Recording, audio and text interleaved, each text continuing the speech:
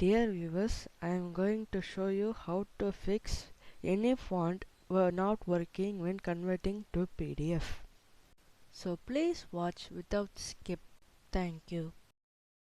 I wish to upload many technical videos, so please subscribe and share this video to everyone. At present I have used PageMaker for fixing this problem, but you can use any software for fixing this problem like CorelDRAW, Photoshop and Word. Now I am going to File, Print and select the Adobe PDF and click on Print and save your location.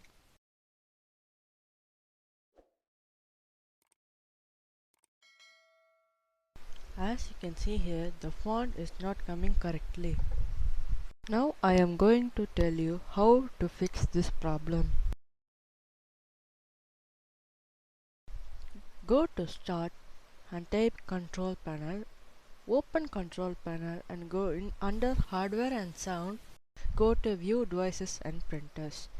Now right click Adobe PDF and select Printing Preferences. Now uncheck this option, rely on system fonts only, do not use document fonts, and click Apply and OK. Now let's do what we did before. Click on File, click on Print, select Adobe PDF and print. Now save it to your location. Now as you can see, the problem has been fixed. Thank you for watching.